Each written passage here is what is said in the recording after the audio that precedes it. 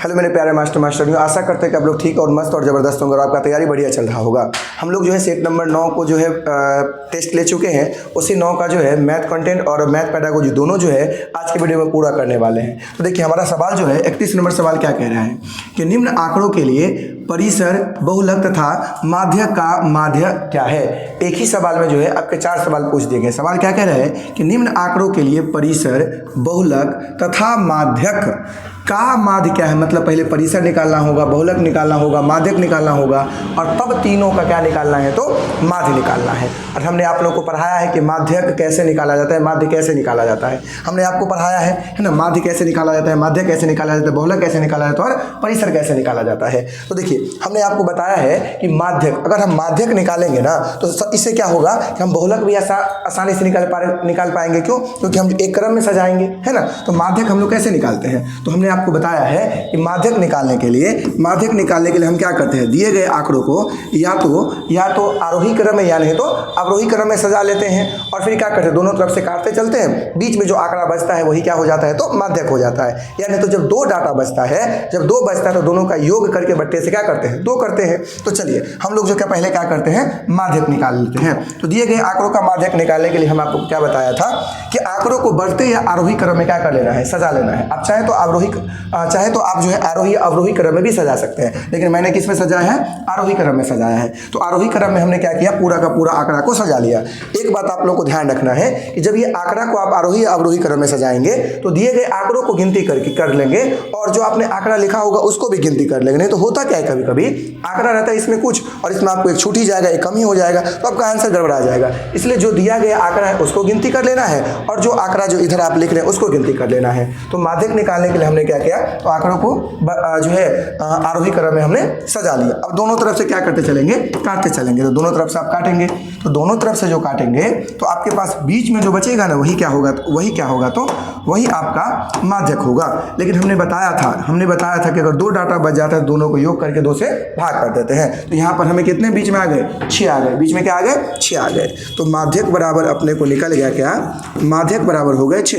और माध्यक जब निकल गया, इस सवाल में बहुलक भी पूछा जा रहा है। तो बहुलक क्या होता है, दिए गए आंकड़ों में जो सबसे ज्यादा बार आंकड़ा रिपीट होता है वही क्या होता है, बहुलक होता है। तो बहुलक बराबर देख लीजिए, अब दिए गए आंकड़ों में सबसे ज्यादा रिपीट कौन है।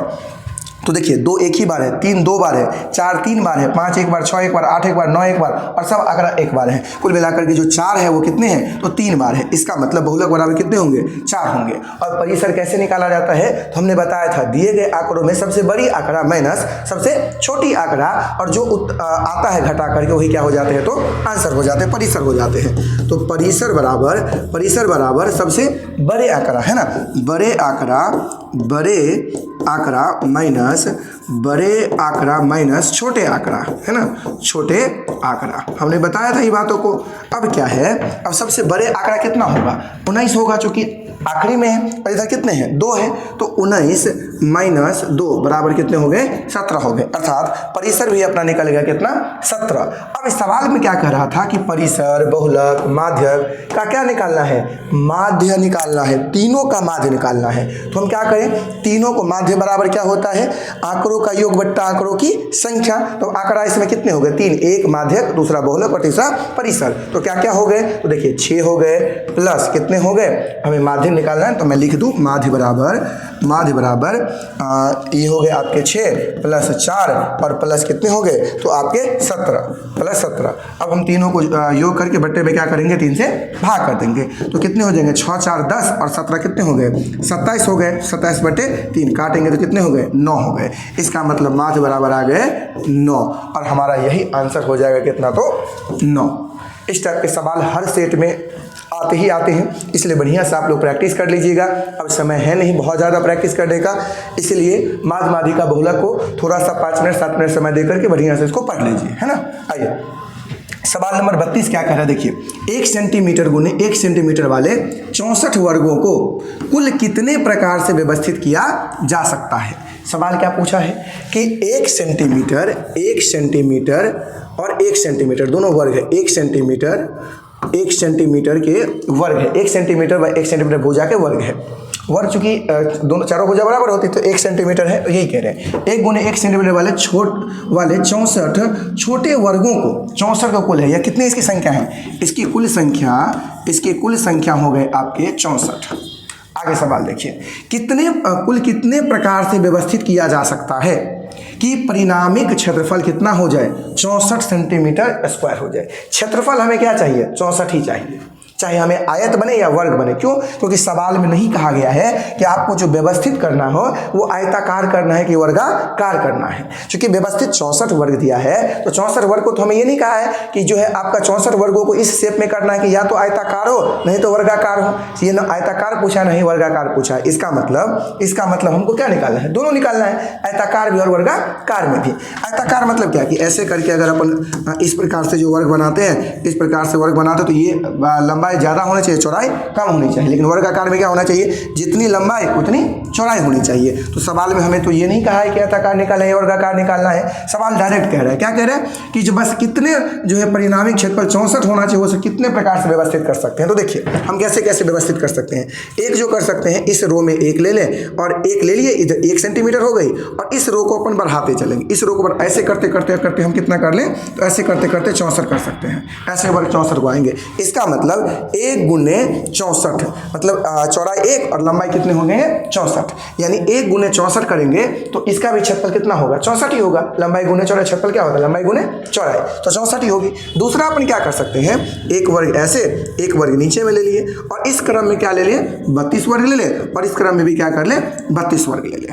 तो इधर हो गए एक ये और एक ये, इसका मतलब ये लंबाई हो गए 2 और ये कितने हो गए 32, क्योंकि ये पूरा लंबाई 32 ही होगा। इसका मतलब हम 2 गुने 32 कर सकते हैं। कितने कर सकते हैं, 2 गुने 32 कर सकते हैं। और हम क्या कर सकते हैं, एक तरीका और क्या हो सकता है, इस रो में हम 3 ले लें, इस रो में अपन 3 ले लें, इस रो में 3 लेंगे तो इधर क्या लेंगे, इस रो में भी कितने ले लेंगे, 8 ले लेंगे, इस रो में भी कितने ले लेंगे, 8 ले लेंगे, और इस रो में भी कितने ले लेंगे, तो 8 ले लेंगे। नहीं 8 कितने हो जाएंगे, तो 8 3 24, 8 अगर लें तो 3 8 24, अगर हम 8 लें तो बात नहीं बनेगी, है ना। 3 गुने 8 से मैच ही नहीं करेगी। क्यों? क्योंकि ये हो गई अगर 8, तो 8 3 24 ही होता है, हमको 64 चाहिए, तो ये होगी नहीं, ऐसे नहीं होगी। और 2 गुने 32 कर दिए ना, हाँ एक हो सकती है। अगर हम इस रो में 4 ले लें, इस रो में कितने ले लें, 4 ले लें, इस रो में 4 ले लें, और इस रो में क्या करें, इस रो में हम जो है 16 ले लें, इस रो में भी क्या ले लें, 16 ले लें, इस रो में भी 16 ले लें, और इस रो में भी 16 ले लें। इसका मतलब 4 गुने हम क्या कर सकते हैं, 16 कर सकते हैं। तो 16 चौके कितने हो गए, 64 हो गए, यह भी क्षेत्रफल निकल गई।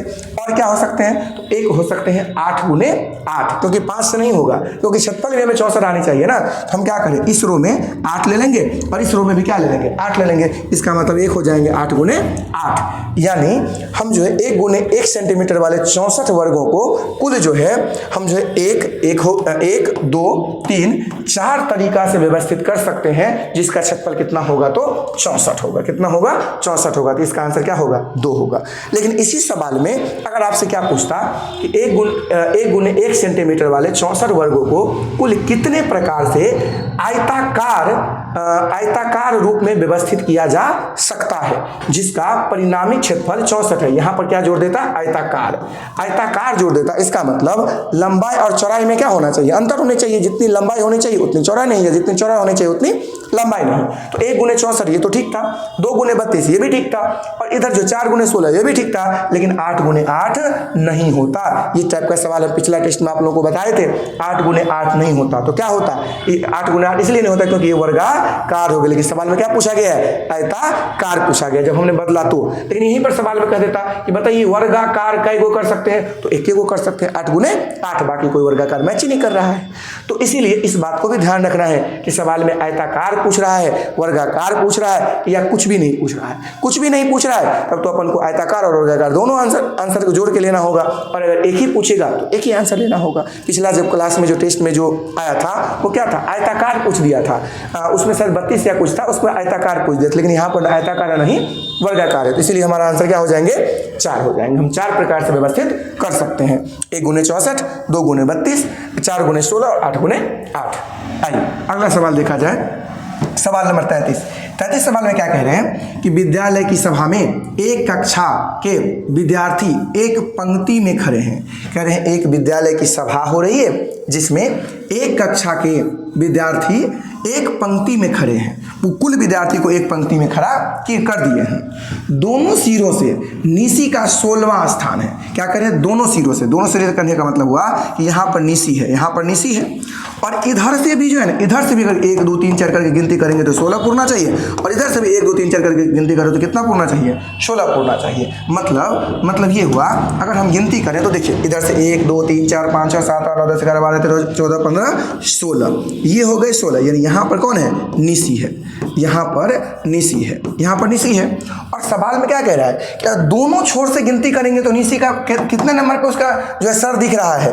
तो 16वां नंबर पे ही दिख रहा है। इधर से गिनती की है तो 16, इधर से भी करेंगे गिनती तो देखिए 1 2 3 4 5 6 7 8 9 13 14 15 और 16, इधर से भी 16वां ही पूरना चाहिए, इधर से ही 16वां पूरना चाहिए। तो उस कक्षा में कुल कितने छात्र उपस्थित हैं? कुल कितने छात्र उपस्थित है? तो आप गिनती कर लीजिए कितने छात्र उपस्थित है। यहाँ तक हो गए 15 और इधर से भी हो गए 15वां, तो 15 और 15 ये दोनों जोड़ करके हो गए 30, और एक खुद नीसी है 16वां नंबर पर, एक नीसी है, तो कितने हो गए? 31 हो गए। कितने हो गए? 31 हो गए। इसका मतलब कक्षा के विद्यार्थी जो है कुल उस सभा में कितने जो है शामिल हुए हैं? तो 31 विद्यार्थी शामिल हुए। कितने शामिल हुए? 31 विद्यार्थी शामिल हुए हैं। इस टाइप का सवाल आते हैं कि देखिए, चूंकि सिंपल बात है ना कि इधर से भी वो अगर मान के चलिए 16वां नंबर पर है, इधर से भी वो 16वां नंबर पे है, तो ये तो 15 ही होगा, इधर भी तो 15 ही होगा, तब तो ये 16वां नंबर पे पूरेगी। तो 15 15 30 और 1 31, सिंपल बात है। और इस टाइप का सवाल आपके एग्जाम में आते ही आते हैं, इसलिए इस बात सबको भी ध्यान रखिएगा। आइए सवाल नंबर 34 क्या कह रहा है, ध्यान से देखिए कि आदित्य विद्यालय की गोष्ठी में 8:30 AM से 25 मिनट पहले पहुंचे। 8:30 AM से कितना मिनट पहले पहुंची है? 25 मिनट पहले पहुंची है। वह अपने सहकर्मी से आधा घंटा पहले पहुंची है, और उसकी जो एक दोस्त है ओकरा से आधा घंटा पहले पहुंची है। तो देखिए ऐसे करते हैं हम लोग, सवाल को लिखते ही चलते हैं। क्या कह रहे हैं? आदित्य कब पहुंचती है? आदित्य गोष्ठी में पहुंची। आदित्य गोष्ठी में पहुंची। क्या बजे गोष्ठी में पहुंचता है? तो देखिए आदित्य विद्यालय की गोष्ठी में 8:30 AM से 25 मिनट पहले पहुंचा। 8:30 AM से 25 मिनट पहले, इसका मतलब 8:30 अर्थात 8:30 AM से 25 मिनट पहले, मतलब 8:05 में पहुंचा। आदित्य कब पहुंचा गोष्ठी में? तो 8:05 AM पर पहुंची। ठीक बात है। अब सवाल आगे पढ़िए, क्या करें? वह अपने सहकर्मी से आधा घंटा पहले पहुंची। सहकर्मी मतलब दोस्त, तो अपने वह दोस्त से यानी सहकर्मी से आधा घंटा कितना पहले पहुंचा। इसका मतलब सहकर्मी कब पहुंची? सहकर्मी गोष्ठी में पहुंची। कब पहुंची? तो देखिए सवाल ही में कह रहा है कि अपने सहकर्मी से आदित्य आधा घंटा जो है, कितना कह रहा है? वो अपने सहकर्मी से आधा घंटा पहले पहुंची। क्या से? अपने दोस्त से। कौन? आदित्य आधा घंटा पहले। इसका मतलब आदित्य ये सहकर्मी कितना बजे पहुंचा होगा? जब ये आधा घंटा पहले पहुंचा, इसका मतलब 8:35 AM पर पहुंचा होगा उसका सहकर्मी। क्योंकि सवाल में कह रहा है कि जो आदित्य पहुंची है 8:05 में, और आधा घंटा लेट पहुंचा है सहकर्मी, यानी सहकर्मी से आधा घंटा पहले पहुंचा या आदित्य से आधा घंटा लेट पहुंचा, बात तो इक्वल ही है। तो 8:35 AM पर पहुंच गई। ठीक है, फिर क्या कह रहा है? जो कि गोष्ठी के लिए 10 मिनट की देरी से पहुंचा। आधा घंटा जो लेट पहुंचे ना ये, तो जो गोष्ठी शुरू होने का समय था उससे 10 मिनट लेट पहुंचा। कौन? सहकर्मी। कितने मिनट? 10 मिनट लेट पहुंचा है। इसका मतलब 10 मिनट लेट पहुंचा है, इसका मतलब 8:25 AM में गोष्ठी शुरू हुआ होगा। तो कह रहा है कि 10 मिनट लेट पहुंचा, तो गोष्ठी के निर्धारित समय क्या था? तो 8:25 AM था। 8:25 AM था। होगा कि नहीं होगा? तो हमारा आंसर क्या हो जाएंगे? 8:25 AM हो जाएंगे। सिंपल सवाल कह रहा था आदित्य विद्यालय में गोष्ठी से जो है 8:30 AM से 25 मिनट पहले पहुंच गए, मतलब 8:05 AM में पहुंच गया। उसकी जो दोस्त है से वह आधा घंटा पहले पहुंची है। इसका मतलब उसका दोस्त जो है आधा घंटा लेट पहुंचा है, मतलब 8:05 में वो पहुंची थी तो 8:35 में पहुंची है। और इसकी दोस्त जब पहुंची है तो वह गोष्ठी चालू हो गई थी 10 मिनट पहले, यानी 10 मिनट लेट पहुंचा। तो कब गोष्ठी का निर्धारित समय था? तो 8:25 AM निर्धारित समय था। इस सवाल हल्का इस टाइप का सवाल भी आता है आपके एग्जाम में, तो हमारा आंसर हो जाएंगे 2। अगला सवाल देखा जाए 35 नंबर क्या कह रहा है? कह रहा है एक संख्या 100 के आधे से अधिक है, इसका मतलब कंफर्म है कि 50 से क्या होगा, प्लस होगा। आधे से अधिक मतलब 100 का आधा 50 और इससे अधिक है मतलब प्लस होगा।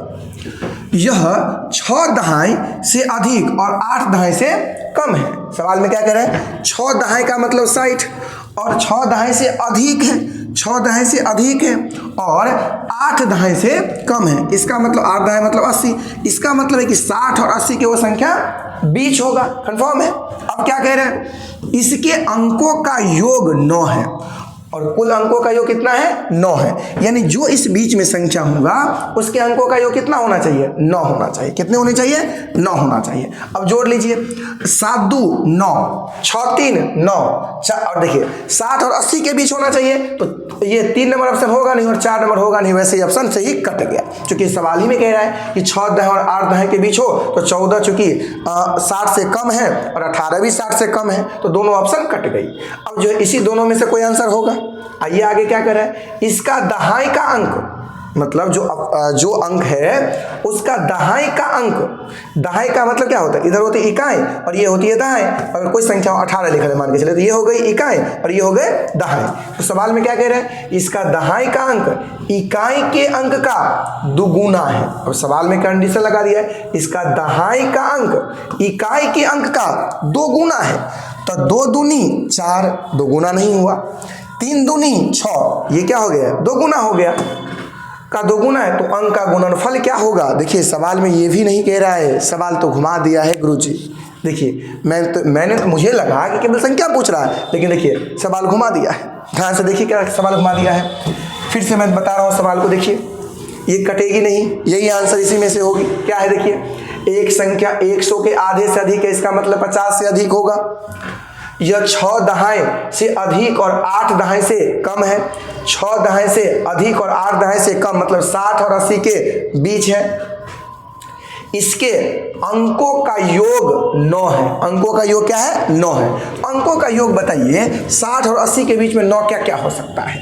तो एक हो सकती है क्या, 6 3 9, एक ये हो सकती है 9, और क्या हो सकती है, तो 8 1 9, ये होगी 6 3 9। इससे पहले भी 72 भी आती है, 72 होंगे और इसके बाद क्या होंगे 63, 72 एक होंगे 81। यही हो सकते हैं इसके बीच, जिसके अंकों का योग कितना होना चाहिए, 9 होना चाहिए। मतलब इन्हीं तीनों में से कोई ना कोई संख्या होगा। इसका दहाई का अंक, ध्यान से सुनिएगा, दहाई का अंक इकाई के अंक का दोगुना है। तो दहाई का अंक ये इकाई के अंक का दोगुना है। तो 1 दूनी 2 नहीं हुआ तो गलत हो गया। 2 दूनी 4, इसका मतलब वो संख्या क्या है, सॉरी 2 दूनी 4 तो 7 है, ये भी नहीं होगा। क्योंकि 2 दूनी 4 होना चाहिए, तो ये भी दोगुना नहीं हुआ। लेकिन 3 दूना 6, इसका मतलब 63 क्या है, दोगुना है। 63 क्या है, दोगुना है। इकाई के दहाई का अंक इकाई के अंक का दोगुना है। सवाल कह रहा है इसके अंकों का योग 9 है, इसका दहाई का अंक इकाई के अंक का दोगुना है। दहाई का अंक इकाई के अंक का दोगुना है, मतलब 3 दूनी 6। अब सवाल में क्या करें, तो अंकों का गुणनफल क्या होगा। अब देखिए संख्या तो पता चल गई, अब इसका गुणनफल पूछ दिया है। तो 6 गुने क्या होंगे, 3 होंगे, तो 6 त्रिक 18 होंगे आंसर, और अपना आंसर 4 होगा। लेकिन हम लोग अगर यहीं तक सवाल को देखें, 2 गुना है तो वो संख्या कौन होगा, तो मार देंगे 63, तो हो जाएगी गलती।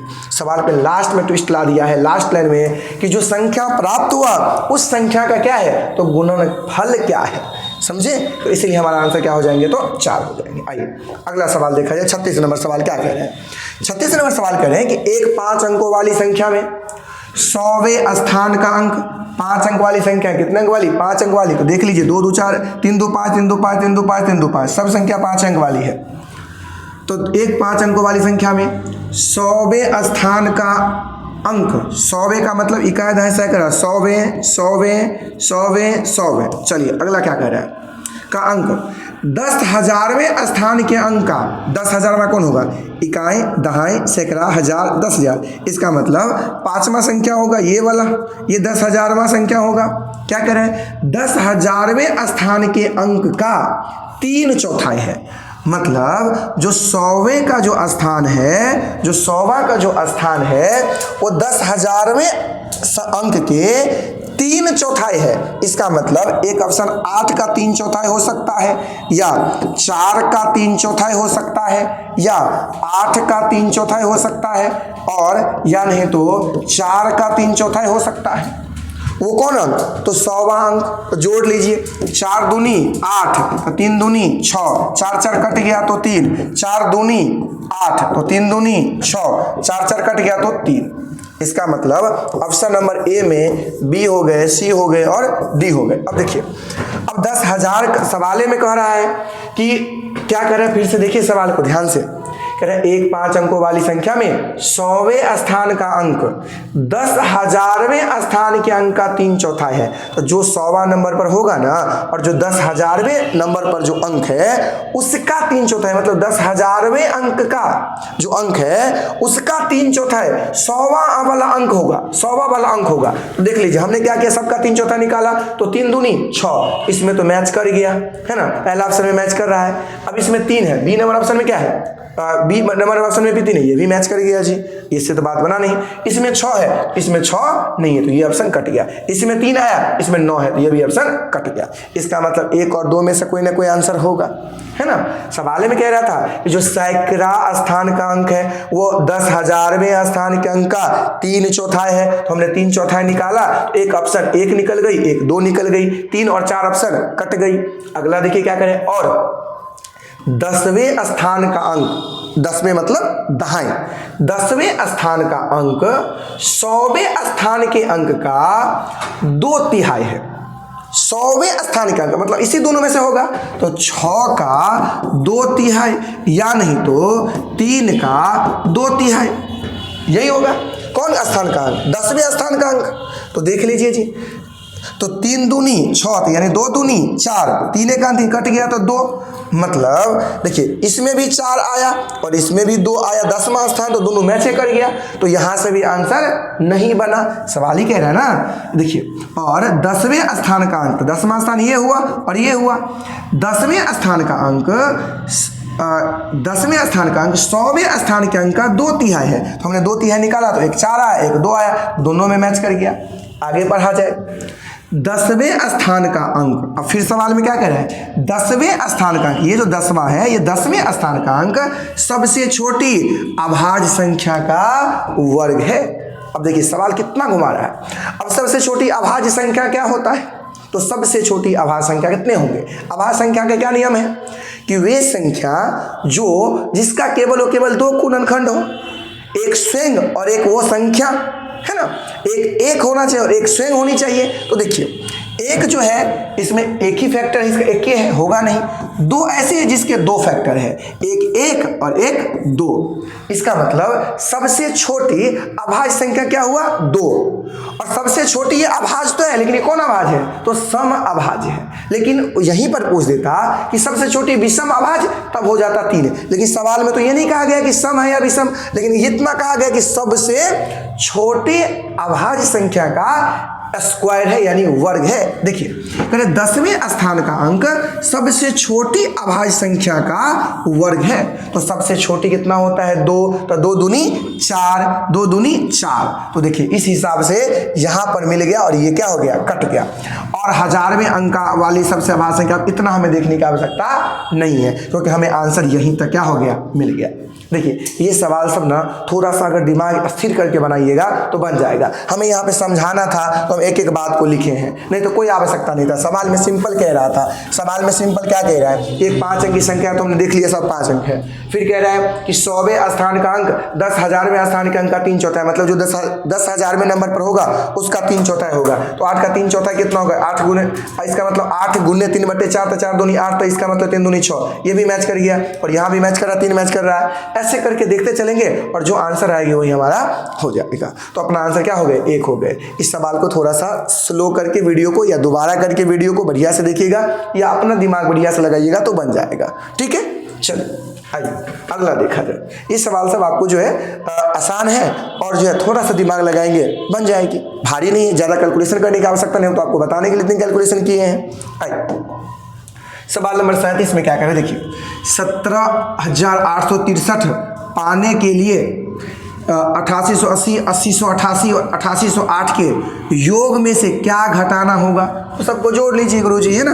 8880 है, 8880, 8088 और 8808 के योग में से क्या घटाना होगा जो इतने प्राप्त हो जाएंगे? तो सबको पहले जोड़ लीजिए। 8 8 16 के 6, 8 8 16 के 6 हासिल 1, 8 8 16 1 17, 8 8 16 1 17, 8 3 24 1 25, 25,776 में से कितना घटाएंगे इतने प्राप्त हो जाएगा? तो इसी को जो घटा देंगे तो जो प्राप्त होगा वही घटाना होता, तो इसी को क्या करेंगे? घटा दीजिए। तो 17,863, क्योंकि देखिए हमको योग इतना आया और इतना प्राप्त करना है, इतने प्राप्त करने के लिए में से कितने कम करेंगे? तो एक क्या करते हैं? घटा देते हैं, तो हमें पता चल जाएगी कितने जो है इसमें से इस संख्या में से घटाएंगे जिससे अपने आंसर मिल जाएगा। तो 6 में से 3 गया 3, 7 में से 6 गया 1, 7 ये हो गई 17, तो 17 में से 8 गया तो कितने हो गए? 9, और ये कितने हो गए? 4, तो 14 में से 7 गया तो कितने हो गए? 7, और 1 1 कट गए, यानी 7913। 7913 यदि घटाएंगे तो हमें 17,863 क्या हो जाएंगे? प्राप्त हो जाएंगे। आप 25,776 में से ये घटा के देख लें, इतना ही आएगा, कंफर्म इतना ही आएगा। तो इसीलिए जब इस टाइप का सवाल हो तो जोड़ लीजिएगा, और जितना को कहे पाने के लिए या कितना उसमें जोड़ा जाए तो उसको क्या कर लेना है? घटा लेना है, तो पता चल जाएगा। ठीक है, आइए अगला सवाल देखा जाए। 38 नंबर सवाल में क्या कह रहा है? 16 लीटर धारिता वाली एक बाल्टी पूर्ण रूप से पानी से भरी हुई है। 16 लीटर की धारिता है, 16 लीटर वाले धारिता है ना, 16 लीटर की है धारिता, मतलब आयतन, मतलब एक बाल्टी है जिसमें 16 लीटर पानी अटा हुआ है। बाल्टी के इस पानी को छोटे छोटे बर्तन में भरा जाना है। अब ये 16 लीटर पानी को छोटे छोटे बर्तन में भरना है। बाल्टी में भरे समस्त पानी को एक मग द्वारा 40 बार पूर्णतया भरकर छोटे छोटे बर्तन में स्थानांतरित किया जाता है। मतलब सवाल में क्या कह रहा है कि 16 लीटर पानी है, इसको जो है 40 जो है मग में भरना है, छोटका छोटका मग में। तो बताइए एक मग में कितना पानी आएगा? एक मग का धारिता क्या होगा? तो कुल कितने लीटर है? 16 लीटर। तो 40 में अगर बांटेंगे तो 40 में बांटेंगे तो भाग देंगे तो मामला गड़बड़ा जाएगा, क्योंकि लीटर में आंसर आ जाएगा, लेकिन लीटर में आएगा तो दशमलव में चल जाएगा। तो हम क्या करें? इसको जो है किस में बदल दें? इसको हम लोग बदल लेते हैं मिलीलीटर में। मतलब 16 गुने 1000 अगर करें, 1000 करें तो कितने हो जाएंगे? 16,000 हो जाएंगे। कितने हो जाएंगे? 16,000 हो जाएंगे। और 16,000 को कितने बांटना है? तो 40 बर्तन में बांटना है। तो 0 0 काट देंगे तो कितने हो जाएंगे? 4 चौके 16, इस पर 2 0 हो गए, मतलब कितने हो गए? 400 हो गए। यानी 400 ml जो है एक बर्तन में पानी आएगा। एक बर्तन में कितना आएगा? 400 ml पानी आएगा। कितना पानी आएगा? 400 ml पानी आएगा। ठीक है, इस बात को ध्यान रखिएगा, तो हमारा आंसर क्या हो जाएंगे? 3 हो जाएंगे। ठीक है, थोड़ा सा अलार्म बज रहा है, मैं इसको ऑफ कर लेता हूं।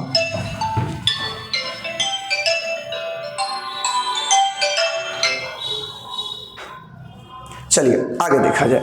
इस टाइप का जो है सवाल रहेगा, ऐसे बनाइएगा, क्योंकि इसको ml में बदल लेना है, क्योंकि ये 16 लीटर और 40 बर्तन में बांटना है, तो लीटर में भरना तो संभव है नहीं, तो ml में भराएगा, मिलीलीटर में भराएगा। तो हमने 16 लीटर को पहले मिलीलीटर में बदल लिए, तो 16,000 क्या हो गए? 16,000 ml हो गए। और 16,000 ml को चूंकि कितना में भरना है? 40 छोटका मग में भरना है, तो 40 से हम भाग दे दिए, तो कितने हो गए? 400 ml हो गए। ठीक है, इस प्रकार से अपना आंसर हो गए 400 ml। आइए सवाल नंबर 39 क्या कह रहा है? देखिए, एक टैक्सी की मीटर पहले 4 किलोमीटर की यात्रा के लिए 30 रुपए का भाड़ा दिखाता है। यानी प्रथम 4 किलोमीटर के लिए क्या रुपए का? 30 रुपए का। प्रथम 4 किलोमीटर का किराया बराबर कितने हैं? 30 रुपए। 30 रुपए है, फिक्स है, ये फिक्स है कि आप 4 किलोमीटर जाएंगे, प्रथम 4 किलोमीटर या 4 किलोमीटर से कम हो जाएंगे तो आपको 30 रुपए लगेगा। और उसके बाद प्रति किलोमीटर की यात्रा के लिए 16 रुपए का भाड़ा दिखाता है। और अतिरिक्त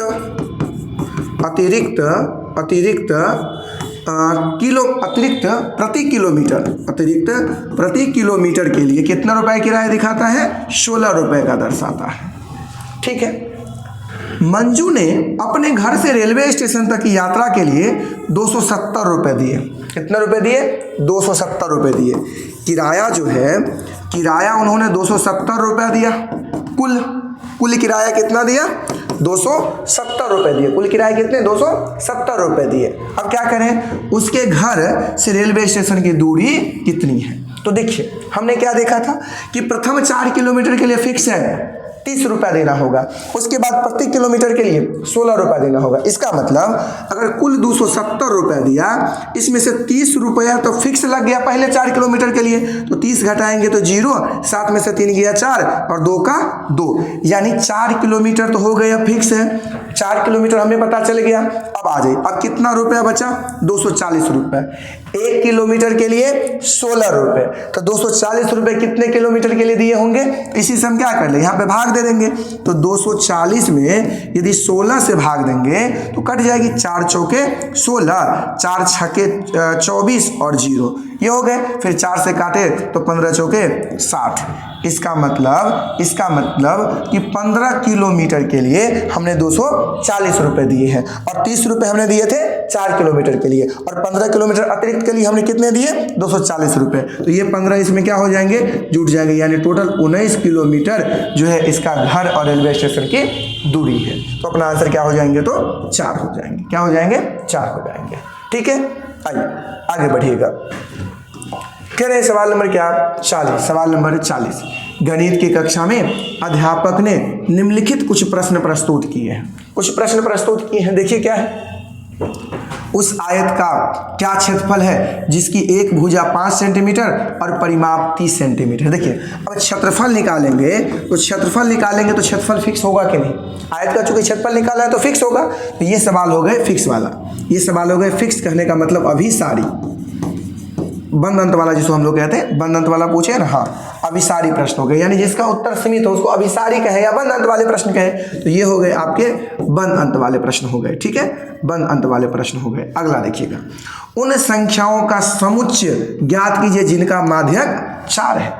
अब माध्यक 4 है तो बहुत हो सकता है, जैसे हम क्या करते हैं 1 2 3 4 है ना, 5 6 7। अब दोनों तरफ से काटते चले तो बीच में क्या बच गए? 4 बच गए। तो यहाँ भी माध्यक बराबर क्या आया? 4 आया।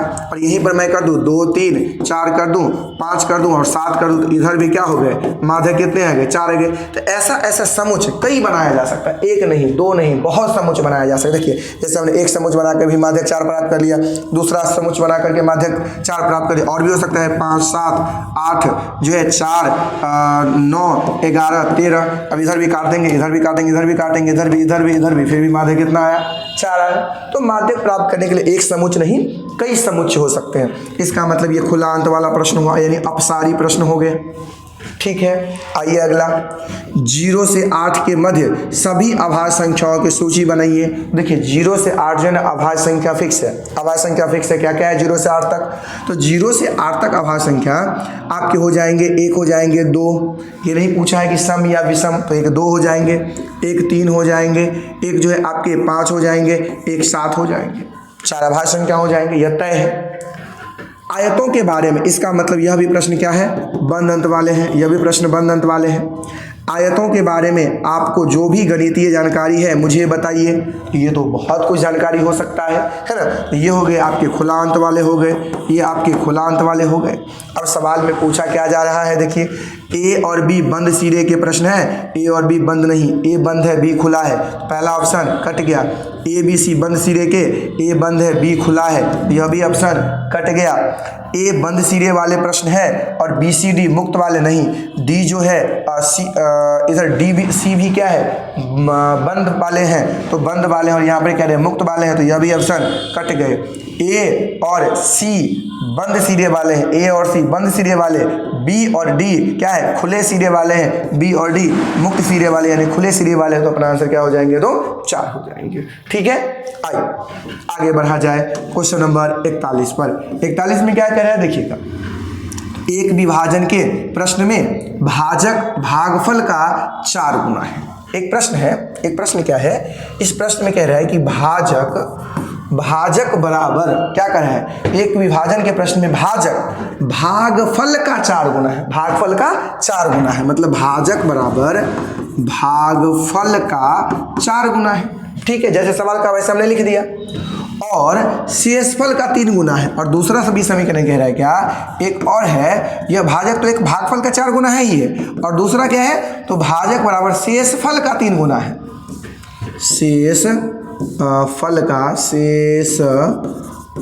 फल का कितने गुना है, 3 गुना है। शेषफल का 3 गुना है। अब आगे सवाल क्या कर रहा है, यदि शेषफल 8 है तो संख्या क्या है। शेषफल क्या पूछा है, 8 है। यहाँ पर सवाल में थोड़ा सा मिस है, इसमें तो भाज्य क्या है या फिर संख्या क्या है, बात है, भाज पूछा जा रहा है जिसमें जिसमें क्या किया जा रहा है, तो भाग दिया जा रहा है। भाज क्या है, देखिए तो क्या कह रहे हैं, ध्यान से समझेंगे। तो यदि शेष 8 है तो संख्या क्या है, तो ध्यान से समझें। अब शेषफल अगर हमें 8 पता हो गया तो हम क्या करें, यहाँ पर 8 दे देंगे, गुना 3 दिए, तो भाजक बराबर हमको कितना पता चल गया, भाजक बराबर 8 त्रिक 24। सवाल में जो कह रहा है, सवाल क्या कर रहा है, फिर से मैं बता दे रहा हूँ। देखिए इस टाइप का सवाल में क्या होता है, एक विभाजन के प्रश्न में भाजक भागफल का 4 गुना है, तो हमने एक जो जैसा का वैसे समीकरण बना लिया कि भाजक बराबर भागफल का 4 गुना। फिर क्या करें, और शेषफल का 3 गुना है, कौन, भाजक, तो भाजक बराबर शेषफल का 3 गुना, 3 गुना है, तो हमने क्या किया, तो 3 गुना लिख लिया। अब और सवाल क्या कह रहा है, यदि शेषफल 8 है और सवाल में क्या दिया है, शेषफल दिया है, तो हम शेषफल कितना किए, 8 दिए यहाँ पर। तो 8 जब ये शेषफल देंगे और गुने त्रिगुना था भाजक का, तो इसी से 8 त्रिक 24, इसका मतलब हमें भाजक कितना प्राप्त हो गए, 24 प्राप्त हो गए। और जब भाजक 24 प्राप्त हो गए, अब इस चीज को हम यहाँ पर अगर पुट कर देते हैं तो हमें भागफल प्राप्त हो जाएंगे। तो देखिए भाजक बराबर 24 बराबर भागफल गुने 4। अब इसी बात को हम इस 4 को अगर इस तरफ लाएं तो 24/4, ये गुना में तो भाग में आ जाएंगे, बराबर भागफल, तो भागफल बराबर 4 छके 24। इसका मतलब भागफल भी अपना निकल गया, क्या, भागफल बराबर भी कितना निकल गया, 6 निकल गया। अब हमें भागफल भी निकल गया, भाजक भी निकल गया और शेषफल सवाल में दिया ही है, तो तीनों डाटा हमें निकल गई। शेषफल दिया ही है सवाल में, शेषफल बराबर कितना है, 8, और भाजक भी अपना निकल गया, भाजक भी अपना निकल गया है कितना, तो 24। अब सवाल में पूछा है तो संख्या क्या है, मतलब भाज्य क्या है ना। तो एक फॉर्मूला लिख लीजिए आप लोग, भाज्य बराबर क्या होता है, भागफल गुने भाज्य बराबर भाजक गुने भागफल, भाजक गुने भागफल प्लस शेषफल होती है। तो अब देखिए, चूंकि भाज तो अपने लोग को पता ही नहीं है, भाज ही निकालना है, तो भाजक तो पता है कितना आया है, भाजक 6 आया है, तो भाजक हो गए 6 गुना भागफल कितने हैं, सॉरी भाजक था 24,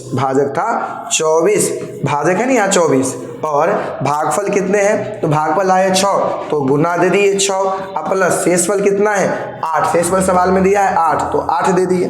ठीक है, अब क्या करना है, इसको पहले होता है, क्या है नियम, हम लोग जो है पढ़े बुडमास नियम, का भागा गुण जोड़ घटावा, है ना। तो पहले गुना होगा, पहले गुना करेंगे तो 6 चौके 24 के 4 हासिल 2, 6 दूनी 12 2 14, 144 प्लस 8। अब इसको जोड़ेंगे तो आ जाएंगे 152, और हमारा आंसर क्या हो जाएंगे, 152। तो इस बात को थोड़ा सा ध्यान रखिएगा, महत्वपूर्ण है।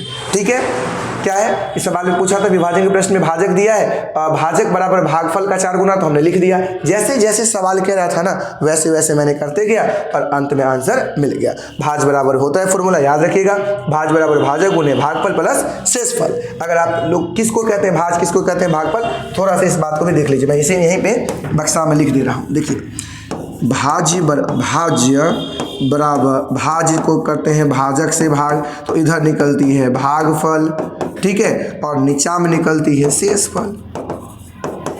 ठीक है, इस बात को ध्यान रखिएगा। तो हमें यही कहा जा रहा था निकालने के लिए। ठीक है, सॉरी भाजक है ना, तो हमें निकालना है, ये उल्टा लिख दिया मैंने, उल्टा लिख दिया, भाजक होगा यहाँ पे, ये गलती हो गया, यहाँ पे गलती हो गया, ये थोड़ा सा इधर हो जाएंगे भाजक, भाजक और ये हो गए भाग, जेकरा में भाग, जो भाजक मतलब भाग करने वाला और भाज मतलब जो में भाग लगाते हैं, तो भाजक बराबर भाजक, भाज्य, भागफल और शेषफल। और हमें भाज्य पूछा गया है तो भाज बराबर भाजक उन्हें भागफल प्लस शेषफल होता है। ठीक है, इस बात को ध्यान रखिएगा। ये हम लोग बचपन में पढ़ते आ रहे थे, भाग को टेस्ट करने के लिए विधि नहीं करते थे, इस दोनों को गुना कर देते थे, शेष को जोड़ देते थे, अगर बिचला प्राप्त हो गया तो कह देते थे भाग अपना क्या है, सही है। तो ये फॉर्मूला आता है कि भाज बराबर भाजक गुने भागफल प्लस शेषफल, तो निकल गया 152। और सवाल में यही कह रहा था, तो भाज क्या होगा, तो भाज बराबर क्या है, तो भाज बराबर 152 है। ठीक है, आइए अगला सवाल देखा जाए।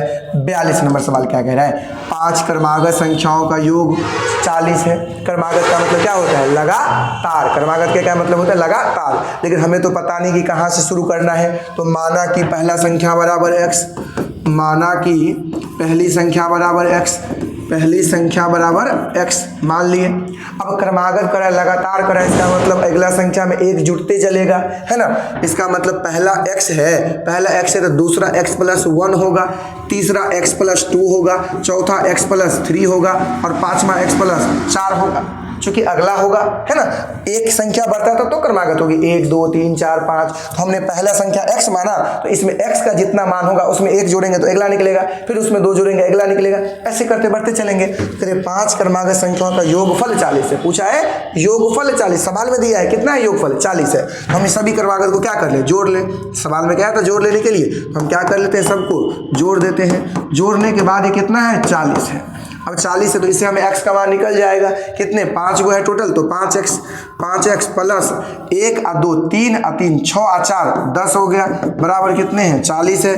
तो 5x बराबर 40 माइनस 10, तो 5x बराबर हो गए आपके 30 और x बराबर हो गए 30/5। तो काट के हो गए कितने, 5 6 के 30, यानी x का मान हमें कितना हो गया 6। यानी माना कि पहली संख्या जो x माने थे वो क्या होगी, x दे दें एक की जगह पर क्या होगी, तो 6 होगी। x की जगह पे क्या होगी, 6 होगी, यानी x बराबर 6। अब सवाल में क्या करा है, अंतिम 3 क्रमागत संख्याओं का योग क्या है, अंतिम 3 पूछा है ना, मतलब ये वाला 1 2 3, तो अंतिम 3 यही हुआ। तो x के मान हमें कितना निकल गया है 6, तो 6 जोड़ 2, 6 जोड़ 2 है ना, और फिर प्लस है x का मान फिर है कि कितना 6 है, तो 6 जोड़ 3 और फिर x के मान कितने हैं 4 है, तो प्लस x के मान हो गया आपके 6, तो 6 जोड़ 4। अब इसको जोड़ेंगे 6 2 8, 6 3 9, 6 4 10। अब इसको अगर जोड़ें तो कितने हो गए 9 8 17 और 10 कितने हो गए 27, कितने हो गए 27। इसका मतलब इसका आंसर क्या हो जाएगा, तो ए हो जाएगा। सवाल सब हल्का है लेकिन थोड़ा सा दिमाग लगा के बनाएंगे तो बन जाएगा। सिंपल बात है ना कि माना कि पहली संख्या कितना है नहीं पता है तो x मान लेंगे। अब लगातार पूछा है तो लगातार पूछा है, इसका मतलब एक एक बढ़ती चलती है, तो पहला संख्या x है तो दूसरा x प्लस 1 होगा। तो तीसरा चूंकि हमें पता नहीं है तो इसमें 2 जोड़ेंगे तभी तीसरा नंबर पे आएगी, 3 जोड़ेंगे तभी चौथा नंबर पे आएगी, और ऐसे करते करते 5 पूछा था तो हमने 5 लिख दिया और इसका योग दिया था 40, जिससे x का मान हमें निकल गया, यानी प्रथम संख्या निकल गई। और अंतिम का 3 पूछा था तो अंतिम का 3 संख्या में x का मान पुट कर दिए और जोड़ के आया कितना 27। इस हिसाब से हमारा आंसर हो गया 27। ठीक है, आइए अगला सवाल देखा जाए 43 नंबर का। क्या करें, देखिए एक वर्ग के रूप में तार 144 सेंटीमीटर का क्षेत्रफल घेरती है। एक वर्ग है, एक वर्ग है, एक वर्ग है ना, वर्ग थोड़ा सा नहीं बना अब बन गया। एक वर्ग है जिसका क्षेत्रफल कितना है, तो क्षेत्रफल दिया है, क्षेत्रफल बराबर 144 सेंटीमीटर स्क्वायर का क्षेत्रफल घेरती है। यदि इसी तार को एक आयत के रूप में मोड़ा जाए, अब इसी तार को किस रूप में मोड़ना है, आयत के रूप में मोड़ना है, जिसकी लंबाई 18 सेंटीमीटर है। अब देखिए आयत के रूप में चूंकि मोड़ेंगे तो लंबाई तो दे दिया है 18, लेकिन हमें चौड़ाई तो पता नहीं है। तो चौड़ाई पता नहीं है तो हमें कहाँ से पता करनी होगी, तो हमें पता चलेगा कहाँ से, तो इसी वर्ग से पता चलेगा। कैसे, तो देखिए किसी भी अगर पूछेगा कि कोई तार जो है, कोई वर्गाकार है, कोई एक तार है जिसे हमने वर्ग के शेप में मोड़ा है।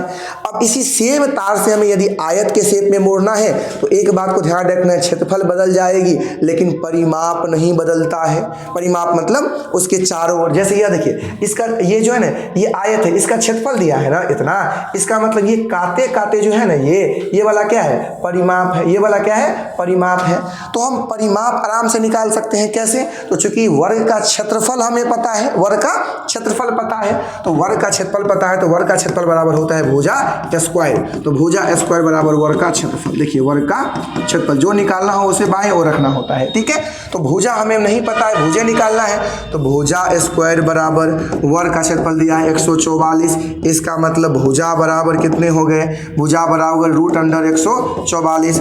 इसका मतलब भुजा बराबर हो गए 12 सेंटीमीटर। अब हमें भुजा वर्ग का भुजा पता चल गए कितने 12 सेंटीमीटर। अब जब वर्ग का भुजा पता चल गए 12 सेंटीमीटर, तो इस वर्ग का हमें परिमाप पता चल जाएगा ना। तो वर्ग का परिमाप बराबर क्या होता है 4 गुने भुजा। वर्ग का परिमाप बराबर 4 गुने भुजा, 4 गुने भुजा, तो 4 गुने 12, तो 12 चौक कितने हो गए 48 हो गए, 48 सेंटीमीटर। इसका मतलब चूंकि सेम जो तार था एक वर्ग के रूप में तार 144 सेंटीमीटर का क्षेत्रफल घेरती है, तार है ना, तो इसी तार को एक आयत के रूप में मोड़ा जाए। सेम तार है तो कितने तार था, तो तार था 48 सेंटीमीटर। चूंकि आयत क्षेत्रफल का परिमाप निकालिए तो वही हमारा क्या है तार है, यानी चारों जो साइड से हमने बाउंड्री घेरा था तार से, तो तार हमारा है 48 सेंटीमीटर। अब सेम तार से हमें आयत बनानी है। क्या बनानी है? आयत बनानी है। और सवाल में कह रखा है कि आयत जो आप बनाएंगे इसका जो लंबाई होगा वो कितना होगा 18 सेंटीमीटर होगा। अब चूंकि 48 से हमको पुराना है, ये 18 होगी तो ये भी 18 होगी, तो 18 दूनी 36 और हमें चाहिए 48। तो इधर भी होगा 6 और इधर भी होगा 6। कैसे?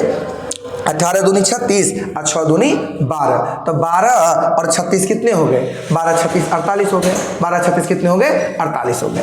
इसका मतलब है कि यह लंबाई 18 है तो चौड़ाई कितने हैं 6 है, चौड़ाई कितने हैं 6 है, यानी हमें 18 लंबाई निकल गई और चौड़ाई कितने निकल गए तो 6 निकल गए। और तो कह रहे हैं तो कितना क्षेत्रफल घेरा जाएगा। अब हम जब आयत का लंबाई और चौड़ाई निकाल लिए तो आयत का क्षेत्रफल भी आसानी से क्या कर सकते हैं निकाल सकते हैं। तो आयत का क्षेत्रफल होता है, आयत का क्षेत्रफल बराबर लंबाई गुने चौड़ाई, लंबाई गुने चौड़ाई, तो लंबाई है 18 और चौड़ाई है 6, तो 18 6 72, तो 72 सेंटीमीटर स्क्वायर। तो ये सेम जो तार थी इसी तार से जो हम अगर घेरेंगे तो हमें कितने होंगे 72 सेंटीमीटर स्क्वायर हमें क्या होंगे क्षेत्रफल प्राप्त होंगे। और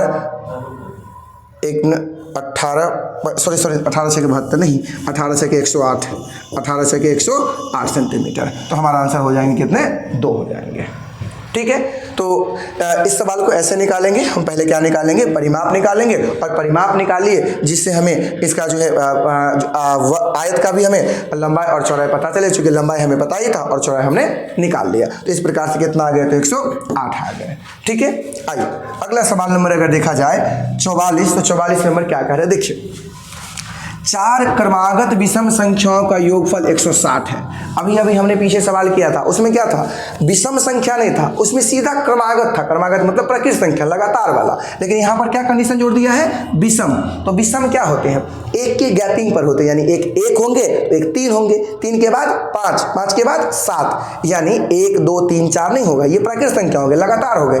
लेकिन कंडीशन है कि विषम तो होनी चाहिए लेकिन लगातार होनी चाहिए। तो माना कि प्रथम विषम बराबर x, सिंपल बात है मान लेना है। माना कि प्रथम विषम संख्या बराबर x, प्रथम विषम संख्या बराबर x।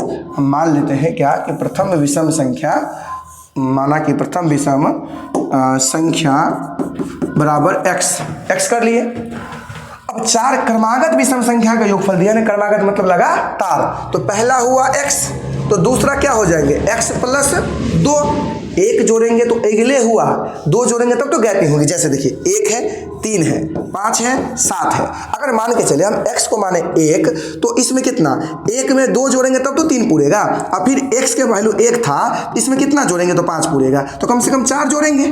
फिर कितना है तो x है, x के वैल्यू 1 थे तो कितना जोड़ेंगे तो 7 पूरेगा, तो इसमें हमें 6 जोड़ना होगा, तब तो 6 1 7। तो वैसे ही हमने क्या किया, ऐसे ही हमने पहला x संख्या, दूसरा x + 2, तीसरा x + 4 और चौथा x + 6 हो गए। चूंकि कह रहा है कि 4 क्रमागत विषम संख्या हमें निकालना है ना, हमें तो संख्या पता नहीं है, हमने पहला संख्या को मान लिए x, तो 4 को अगला तो पता हो गया, क्योंकि पहला x है इसका मतलब 2 अधिक होगा, इसमें जो है इसमें भी इससे 2 अधिक होगा, यानी 2 इसमें ही तो 2 जोड़ेंगे तो 4, और इससे 2 अधिक होगा तो 4 तो 6, और इसका योग कितना दिया है 160 दिया है। तो योग हमें दिया है तो सबको हम क्या कर लेंगे, जोड़ लेंगे। अब अगर जोड़ेंगे तो कितने हो जाएंगे 4x, 4 को संख्या है तो 4x + 2 और 4 6 और 6 12 बराबर 160, तो 4x बराबर 160 माइनस 12, 4x बराबर 160 में से 12 गया तो 148, और x बराबर हो जाएंगे 148 बटे 4, 4 से काटेंगे तो 4 तिये 12 हो गए 2 और 4 सते 28, यानी कितने हो गए 37 हो गए। 4 तिये 12, 4 तिये 12 तो बच गए 2 और 4 सते 28, हाँ कितने हो गए 37 हो गए। और सवाल में क्या पूछा गया है, तो सबसे छोटी संख्या ज्ञात करें, तो x का मान 37 है और सबसे छोटी तो 37 ना होगा, क्योंकि ये 37 हो जाएगी तो ये 39 हो जाएगी, ये कितने हो जाएंगे तो 41 हो जाएंगे, 39 और 41, और ये हो जाएंगे आपके 43। आप करके देख ले 37 और 43, तो सबसे छोटी कौन हुआ 37 हुआ, और सबसे छोटी अपने को निकालना था, तो आंसर क्या हो जाएंगे 1 हो जाएंगे। ठीक है, तो चलिए इस बात को ध्यान रखना है, इस टाइप से सवाल बनाएंगे क्रमागत। जब ये आपको ध्यान रखना है यहाँ पर कि 4 क्रमागत विषम पूछा तो फिर भी, असम पूछेगा फिर भी, चूंकि विषम में भी 2 का गैपिंग और सम में भी 2 का गैपिंग, तो हमेशा अगर प्रकृत पूछेगा ना तो 1 बढ़ाना है, अगर विषम पूछेगा तो 2 जोड़ना है, सम पूछेगा फिर भी 2 जोड़ना है। तो इस हिसाब से हमने प्राप्त कर लिया कितना 37 प्राप्त कर लिया, और सबसे छोटी पूछा था तो 37 हो गए। ठीक है, आइए अगला सवाल देखा जाए, कितना नंबर है तो 45 नंबर है, और 45 नंबर से सवाल क्या कर रहा है, पैडागोजी है, मुश्किल से 10 मिनट लगेगी, है ना, अपन लोग जल्दी जल्दी कवर कर लेते हैं। देखिए कह रहे हैं कि गणित के शिक्षण, देखिए कह रहे हैं गणित के शिक्षण अधिगम संदर्भ में निम्नलिखित में से कौन सी प्रक्रिया वांछनीय है। और अगर हमें समझ में नहीं भी आती है फिर भी इतना जरूर पता है कि वांछनीय का मतलब क्या होता है, पॉजिटिव होता है, ये तो हमने आपको बता दिया, मतलब क्या होता नहीं पता, लेकिन वांछनीय शब्द क्या है, पॉजिटिव। हमने आपको बता रखा है कि गणित के शिक्षण अधिगम के संदर्भ में निम्नलिखित में से कौन सा प्रक्रिया वांछनीय है, वांछनीय मतलब पॉजिटिव है। तो पढ़ा जाए 1 नंबर ऑप्शन कि भ्रांति को रोकने के लिए मुक्त उत्तर वाले प्रश्नों से बचना चाहिए। मुक्त मतलब क्या होता है, खुला वाला, और खुला का मतलब क्या होता है, अपसारी। तो बउआ में जो भ्रांति होगा, जो गलतियां होंगी, त्रुटियां करती होगी, इसको रोकने के लिए अपन अपसारी जो है प्रश्न को रोक देंगे। यह बात तो गलत है, अपसारी प्रश्न से बचना नहीं चाहिए बल्कि अभिसारी से बचना चाहिए। दूसरा ऑप्शन देखिए, संकल्पनाओं की अंतर्दर्शी समझ को प्रोत्साहित करना चाहिए। हाँ बिल्कुल सही बात है, अंतर्दर्शी का मतलब होता है समझ पर आधारित। क्या होता है, समझ पर आधारित, यानी जो हमारा कंसेप्ट है, जो हमारा थ्योरी है, उसको समझ पर आधारित के लिए प्रोत्साहित करना चाहिए। बिल्कुल यह कथन क्या है, सही है, अपना सूझबूझ के अनुसार समझना, उसी को कहते हैं अंतर्दर्शी। तो अपना 2 नंबर जो ऑप्शन है वो क्या है तो सही होगा। 3 वैसे देख लीजिए, खुली पुस्तक से परीक्षा से बचना चाहिए, बचना भी गलत है। विद्यार्थियों को बताना चाहिए कि प्रश्नों को हल करने के लिए निर्धारित कदमों का अनुकरण करें, यानी जो पहले से तय है उसी का जो है कदम का अनुकरण करेंगे, यह कथन भी क्या है, गलत है। तो अपना आंसर क्या होगा 2 होगा। और वैसे भी हमने आप लोगों को ट्रिक्स लिखाए हैं कि अंतर्दर्शी वाला उत्तर होता है, तो अपना आंसर क्या हो जाएंगे 2 हो जाएंगे। आइए सवाल नंबर 46 देखा जाए, क्या कह रहा है, देखिए कि गणित के शिक्षण अधिगम पर निम्नलिखित में से किसका प्रभाव होने की संभावना न्यूनतम है। क्वेश्चन क्या पूछ दिया है, नेगेटिव, न्यूनतम मतलब कम है। तो देखिए पहला नंबर ऑप्शन, प्रतिपुष्टि की गुणवत्ता में वृद्धि कह रहा है तो सही लग रहा है। मूल्यांकन के परिणामों के प्रयोग से शिक्षण में परिवर्तन करना, हाँ बिल्कुल होगा।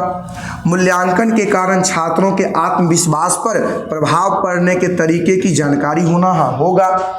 छात्रों के गलत उत्तरों के पूरे हल देना, यही कथन क्या है? गलत। जब छात्र गलत उत्तर करेगा तो उसको हमें पूरा हल नहीं देना चाहिए, बल्कि हमें क्या करना चाहिए? उसे सहारा देना चाहिए, मार्गदर्शन देना चाहिए, अर्थात थोड़ा सा हिंट देना चाहिए कि बाबू ऐसे सवाल को बनाओ तो बन जाएगा। पूरा जब आप उत्तर ही करके दे देंगे तो बालक अपना दिमाग लगाएंगे ही नहीं, और बालक जब अपना दिमाग नहीं लगाएंगे तो फिर क्या उसमें अवसारी चिंतन होगी? नहीं होगी। और बालक में हमेशा कोशिश करना होता है अवसारी चिंतन का निर्माण करना, न कि अभिसारी चिंतन का। तो हम उस उत्तर जो है कभी भी पूरा नहीं देंगे। इसी प्रकार से हमारा यह क्या हो गया? गलत हो गया। और हमने आपको ट्रिक्स भी बताया है कि उत्तर में उत्तर रहे तो यह उत्तर नहीं होता, और कह रहे छात्रों में गलत उत्तरों को पूरे हल देना, और यही कथन क्या होगा? तो गलत होगा। इस प्रकार से अपना आंसर गलत के लिए गलत आंसर और अपना आंसर 4 हो जाएंगे। ठीक है, आइए सवाल नंबर देखा जाए 48 में क्या कह रहा है, देखिए। किन्हीं दो पूर्ण संख्याओं का योग एक पूर्ण संख्या होता है। पूर्ण संख्याओं के इस गुण को इस प्रकार उल्लेखित किया जाए। देखिए, हमने आप लोगों को बताया है संबरक नियम में क्या बताया था कि किसी भी पूर्णांकों का योग करने पर जो संख्या प्राप्त होता है वो भी क्या होता है? पूर्णांक ही होता है। अर्थात किन्हीं दो पूर्णांकों को पूर्णांक मान के चलिए, एक भी है और एक को जोड़ेंगे कितना होगा? 2। 0 अगर 3 को जोड़ेंगे कितना होगा? 3। तो चूंकि 0 भी पूर्णांक संख्या है, 3 भी पूर्णांक संख्या है, एक भी है ना? ये भी एक भी पूर्ण संख्या है, एक भी पूर्ण है, 0 भी पूर्ण है और 3 भी पूर्ण है, और इससे जो प्राप्त हो ये भी क्या है? पूर्ण है। तो संबरक नियम हमने यही ना बताए थे कि किन्हीं भी दो पूर्ण संख्याओं को योग करेंगे या फिर जो है व्यकलन करेंगे या गुणा करेंगे तो जो उससे जो प्राप्त संख्या होगा वो भी क्या होगा? पूर्ण संख्या होगा। तो यही सवाल ही पूछा है कि किन्हीं दो पूर्ण संख्याओं का योग एक पूर्ण संख्या होगा, तो बताइए वह नियम कौन होगा? तो संबरक गुण होगा ना। अब देखिए, कहिएगा सर कि क्रम विनिमय क्या होता है? तो हमने आपको बताया है कि क्रम विनिमय क्या कहता है कि क्रम विनिमय कहता है कि यदि हम किसी भी दो पूर्णांकों को आपस में क्रम बदल देंगे तो भी संख्या जो है वही प्राप्त होगा। क्योंकि सवाल में योग के लिए पूछा गया है तो योग का क्रम विनिमय होगा। ये जो है संबरक है तो योग का संबरक होगा, योग का साहचर्य होगा, है ना। तो सवाल कह रहा है किन्हीं दो पूर्ण संख्याओं का योग एक पूर्ण संख्या होता है, और हमने आपको यह बता रखा है कि किन्हीं भी दो पूर्ण संख्याओं को यदि हम जोड़ते हैं तो उससे जो प्राप्त संख्या होती है वो भी पूर्ण संख्या ही प्राप्त होती है। यही नियम संबरक नियम कहलाता है। क्रम विनिमय नियम क्या कहलाता है कि जब दो पूर्णांकों को आपस में क्रम के बदलने पर भी इसका योग करते हैं तो फिर भी योग वही प्राप्त होता है। जैसे अगर मान के चलिए कि हम a प्लस बी करेंगे और b प्लस a करेंगे फिर भी मान समान ही होगा। a का वैल्यू 1 लेते हैं, b का वैल्यू 2 लेते हैं, तो b का वैल्यू यहाँ पर 2 होगा और यहाँ पर 1 होगा, इधर भी 3 होगा और इधर भी 3 होगा। इसे कहते हैं क्रम विनिमय। और साहचर्य नियम क्या कहता है? तो यह कम से कम 3 पूर्णांकों पर चलती है। यानी आपस में यदि पूर्णांकों के युग्म को बदल दिया जाए फिर भी जो संख्या प्राप्त होगा वह क्या होगा? बराबर ही होगा। तो वह साहचर्य नियम कहते हैं। कैसे? तो देखिए, जैसे a into A plus B plus C कर लेते हैं, ठीक है, बराबर हम a कर लिए और प्लस इधर कर लिए c, यानी तो बाहर में कर लेते हैं, b कर लेते हैं प्लस है इधर और a प्लस c कर लेते हैं। a का मान 1 लेते हैं, b का मान 2 लिए, c का मान 3 लिए। b का मान हमने 2 लिया था, c का मान हमने 1 लिया, a का मान 1 लिया था, c का मान 3 लिया था। तो जोड़िए 1 जोड़ 3 2 5 होगा, इधर 2 जोड़ 3 1 4 होगा, तो 5 1 6 और 4 2 6। यानी योग पर भी साहचर्य नियम लागू होता है। यानी योग पर साहचर्य नियम भी लागू होता है। योग पर जो है संबरक नियम भी लागू होता है, योग पर क्रम विनिमय नियम भी लागू होता है, ठीक है। लेकिन क्रम विनिमय नियम जो है घटाव पर लागू नहीं होता है। संबरक नियम भी जो है संबरक नियम घटाव पर भी लागू होता है, लेकिन साहचर्य नियम जो है यह भी आपके इस पर घटाव पर लागू नहीं होता है, ठीक है। तो इस प्रकार से जो हमारा आंसर होगा वो क्या होगा? 1 होगा, ठीक है। हमें लग रहा है कि आप लोग बोरिंग फील कर रहे होंगे क्योंकि ऑनलाइन क्लास की आदत नहीं है ना। कोई नहीं, अपने लोग बस थोड़ा ही बचा है, कर लेते हैं जल्दी से। 49 नंबर देखिए क्या कह रहा है कि गणित के शिक्षण अधिगम के विषय में निम्नलिखित में से कौन सा कथन सत्य नहीं है। सवाल क्या कह रहा है कि गणित के शिक्षण अधिगम के विषय में निम्नलिखित में से कौन सा कथन सत्य नहीं है। क्वेश्चन क्या कह रहा है? निगेटिव कह रहा है। तो अपने को आंसर क्या चाहिए? निगेटिव चाहिए। गणितीय अधिगम एक सामाजिक प्रक्रिया है जिसमें संवाद सम्मिलित है। हाँ, एकदम सम्मिलित है, ये बात सही कह रहा है। गणितीय ज्ञान की रचना में संस्कृति और संदर्भों की कोई भूमिका नहीं होती है। होती है, संस्कृति होती है ना। हम लोग सामुदायिक गणित पढ़े हैं, सामुदायिक गणित में हमें क्या समाज की आवश्यकता पड़ती है ना, पड़ती है कि बताइए 2 किलो सेब दीजिए, 1 किलो जो है हमें आप जो है संतरा दे दीजिए, बताइए कितना किलो हुआ। ये तो सामुदायिक गणित हुआ ना। और कह रहे संस्कृति और संदर्भों की कोई भूमिका नहीं होती है, एकदम भूमिका होती है। यही कथन क्या है, गलत है। और गलत के लिए अपने आंसर ही चाहिए था, गलत है। इस प्रकार से अपना आंसर 2 होगा। नमूनों को अवलोकन करना, जो है गणितीय ज्ञान को सृजन करना सही बात है, सृजन करना सही बात है, तर्क सही बात है। गणित रहे और तर्क ना हो तो ही नहीं सकता। तो ये सब ऑप्शन जो है क्वेश्चन के लिए गलत है, केवल 2 नंबर ऑप्शन क्या है, सही है। आइए 50 नंबर सवाल देखा जाए, क्या कह रहा है देखिए कि प्राथमिक स्तर पर संख्याओं को पढ़ाने के लिए निम्नलिखित में से कौन सा कथन सत्य है। क्वेश्चन क्या पूछा गया है, पॉजिटिव पूछा गया है। तो देखिए संख्याओं की अंतर्दर्शी समझ को प्रोत्साहित किया जाना चाहिए, बिल्कुल किया जाना चाहिए। हमने आपको बताया अंतर्दर्शी मतलब अपना बुद्धि विवेक सूझबूझ के अनुसार, तो यह तो बिल्कुल सही बात है। संख्याओं को लिखना अनुक्रम में पढ़ाना चाहिए। देखिए एक बात को ध्यान रखना है, हमेशा बालक को जब संख्या का यानी गणना का ज्ञान कराएंगे तो पहले लिखना नहीं सिखाएंगे, पहले उसको समझाएंगे, पढ़ाएंगे और तब जाकर के लिखना सिखाएंगे। अर्थात पहले पढ़ना, समझना और फिर क्या होगा, लिखना। लेकिन यहाँ पर पहले क्या है, लिखना, अनुक्रम में पढ़ाना चाहिए। यह बात क्या है, गलत है। गणना से पहले संख्याओं को संख्यांक रूप में लिखना सिखाना चाहिए। मैं फिर कह रहा हूं, पहले क्या करना होगा, गणना को समझाना होगा, गणना को पढ़ाना होगा, न कि गणना को लिखाना होगा। सवाल में देखिए कह रहे हैं कि गणना से पहले संख्याओं को संख्यांक के रूप में लिखना सिखाना चाहिए। गलत बात, पहले गणना सिखाना चाहिए तब लिखना सिखाना चाहिए। यह भी कथन आपका क्या हो गया, गलत हो गया। डी नंबर देखिए, संख्याओं में अनुक्रम असंगति को प्रोत्साहित करना, यह बात सही है। हमें पूर्ण उम्मीद है कि आप लोगों ने इस क्वेश्चन को गलत किया होगा कि असंगति तो गलत बात है, लेकिन यहाँ पर यह बात नहीं है।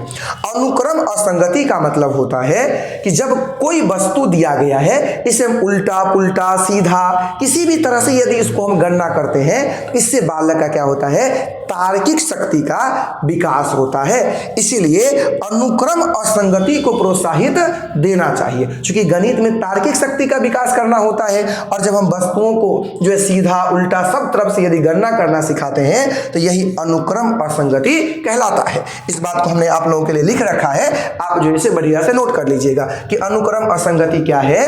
तो वस्तुओं को किसी भी क्रम में या उल्टा या सीधा में गिनने से संख्या बोध मजबूत होता है। और संख्या बोध, बोध माने समझ होता है, बोध माने समझ होता है। और यदि समझ बढ़ेगा तो तार्किक चिंतन स्वाभाविक सी बात है क्या होगा, तो बढ़ेगा। तो इस बात को ध्यान रखना है कि अनुक्रम असंगति से जो है बालक का तार्किक शक्ति बढ़ता है। क्योंकि बालक कोई क्रम में नहीं, वो अपने हिसाब से उल्टा पुल्टा जब चीजों को करता है तो उसका तार्किक चिंतन का ज्यादा विकास होता है। ठीक है, तो इस हिसाब से जो अपना आंसर होगा वो क्या हो जाएंगे, डी नंबर सही है और ए भी क्या था, सही था। तो ए और डी आंसर सही होगा, यानी ऑप्शन नंबर 3 जो है वो क्या होगा, तो सही होगा। आइए सवाल नंबर देखा जाए 51 में क्या कह रहा है। देखिए कि प्राथमिक स्तर पर गणित पढ़ाने के लिए निम्नलिखित में से कौन सा पहलू अत्यंत महत्वपूर्ण है। तो महत्वपूर्ण है मतलब क्वेश्चन पॉजिटिव है, इतना तो हमें पता चल रही है। देखिए पहला ऑप्शन, गणित को बच्चों के जीवन के अनुभवों के भाग बनाना चाहिए। अब ये मैं दावे के साथ कह सकता हूँ कि इससे बेहतर ऑप्शन होगा ही नहीं होगा, क्योंकि जब बालक के वास्तविक दुनिया से जोड़ करके पढ़ाते हैं, दैनिक जीवन से जोड़ करके पढ़ाते हैं, तो इससे बेहतर कोई ऑप्शन होता ही नहीं है। तो इसका आंसर एक ही होगा। वैसे देख लेते हैं, परिकलन में परिशुद्धता विकसित करना, परिशुद्धता कोई बात नहीं। उच्चतर पढ़ाई रोजगार के लिए तैयार करना, उच्चतर पढ़ाई की, चूंकि हमें पूछा है प्राथमिक स्तर पर, तो उच्चतर का कोई मतलब नहीं बनता है। प्रौद्योगिकी के लिए प्रोत्साहित करना, सबसे बेहतर ऑप्शन क्या है, तो एक है, क्योंकि बालक के वास्तविक दुनिया से जोड़ करके जो है पढ़ाने की बात किया जा रहा है। आइए क्वेश्चन नंबर देखा जाए 52 क्या कह रहा है। 52 कह रहे हैं कि निम्नलिखित क्रियाकलापों में से किससे विद्यार्थियों में त्रिविम विवेचना यानी दिक् स्थान की समझ विकसित होने की न्यूनतम संभावना है। देखिए यह जो आज मैंने टेस्ट लिया था उसमें यहाँ पे थोड़ा सा मिस्टेक हो गया था, होना चाहिए था न्यूनतम, लेकिन लिखा गया था मेरे द्वारा सर्वाधिक। तो यह बात क्वेश्चन गलत हो गया था आप लोगों को। चाहे तो इसका नंबर आप लोग फ्री में ले सकते हैं, अन्यथा लेकिन क्वेश्चन होना चाहिए था यहाँ पर क्या, न्यूनतम।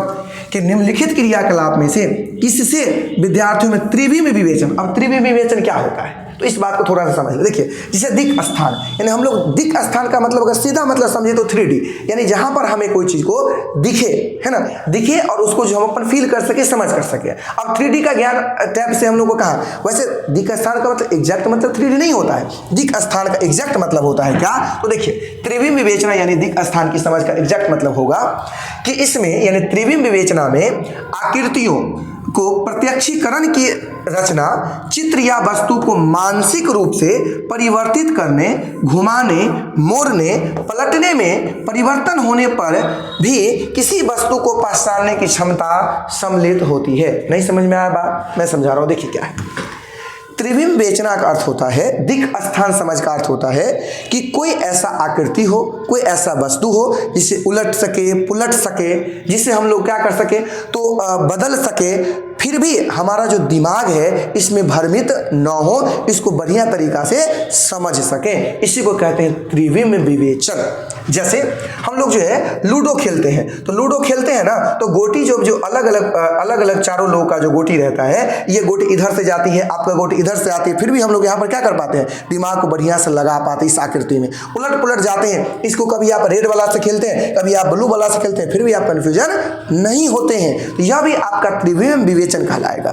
और जैसे हम लोग जो सुडोकू होता है, जो पेपर न्यूज़पेपर में आप लोग देखते होगा, ये वाला एक खेल होता है, ऐसे करके रहेगा, इसमें बहुत सारे खाना बना हुआ रहता है और इसमें ऐसे करके बक्सा रहता है, बहुत सारे बक्सा में फिल किया रहता है और कहेगा अलग अलग बक्सा को भरे।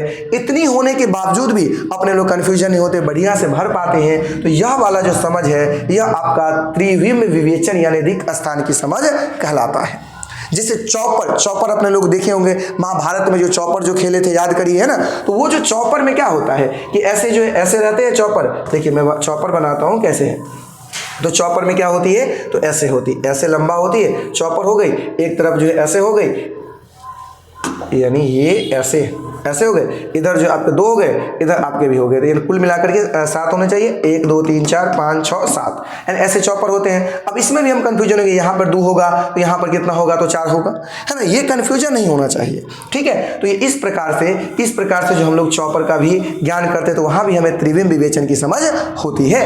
तो सवाल में क्या कर रहा है कि निम्नलिखित में से किससे विद्यार्थियों में त्रिविम विवेचन यानी दिक् स्थान की समझ विकसित होने की न्यूनतम संभावना, न्यूनतम पूछा गया है। पहला ऑप्शन, एक संख्या चार्ट में नमूने को पहचानना, नमूने मतलब होता है मॉडल, तो मॉडल को पहचानेंगे तो ये हमें पहचान, हमने क्या कहा, पहचान की बात हो, जो जब चित्र को बदल देते हैं फिर भी समझ में आ जाती है, तो उसे हम लोग त्रिविम विवेचन करते हैं। तो यहाँ पर हो रहा है सुडोकू पहेली को हल, हमने अभी बताया था सुडोकू पहेली वाला, तो इसका जो हल करते हैं तो यहाँ पे त्रिविम विवेचन का जो है ज्ञान होता है।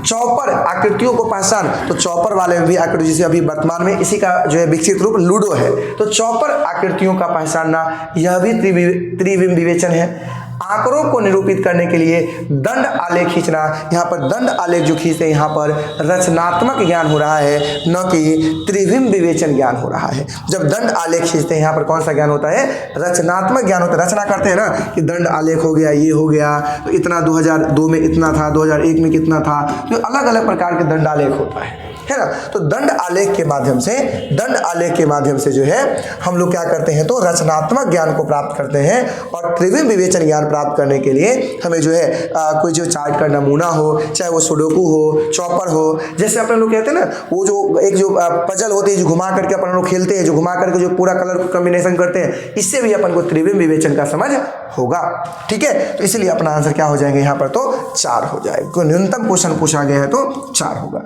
लेकिन इसमें क्वेश्चन था सर्वाधिक संभावना है ना, तो यहाँ पर सुडोकू भी हो सकता है, चौपर भी हो सकता है ना, ये दोनों तो कंफर्म होगा ही होगा।